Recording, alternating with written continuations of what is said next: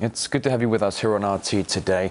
A mass hunger strike by Palestinian prisoners over their detention without charge and treatment by Israel is increasing unrest all across the West Bank. Over 1,500 detainees have been refusing food for almost a month as their supporters clash with Israeli forces almost daily outside. Youth is at the forefront of the protests, being met with a brutal response from soldiers. RT's Paula Slier reports.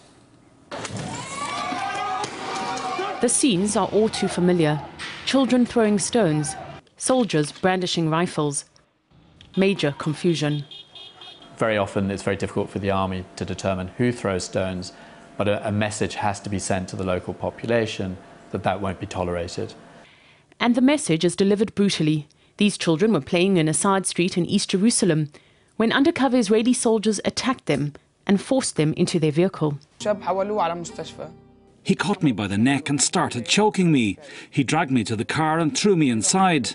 I told them my eye was hurting me, but they said it's not their problem. A report issued by Defence for Children International found that in most cases, children are arrested in the middle of the night. They were blindfolded, their hands are tied, and they're taken in a military vehicle to an interrogation centre. By the time a child arrives here at Ofer prison, he will have been detained for up to 8 days. In the end, because of pressure, almost all plead guilty. But it's far from clear they really are. They told me the best way to get out is to confess.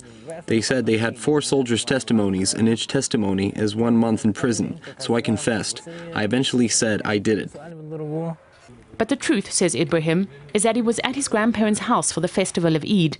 There'd been clashes between the army and Palestinian youths, and the soldiers had started going from house to house, rounding up youngsters. They wanted to take anyone. They didn't care who. I told them I wasn't throwing stones, but they kept hitting me and saying, "We know it was you." Aside from the arrests and illegal detentions, in the last decade, Israeli forces have killed almost 1,500 Palestinian children. But the IDF justifies its actions by saying many of them are used by adults as pawns. One incident that's been publicized a lot was when a 14-year-old Palestinian boy was caught at a checkpoint with a suicide belt attached to him. Since June 1967, more than 750,000 Palestinian men, women and children have been through the Israeli military courts.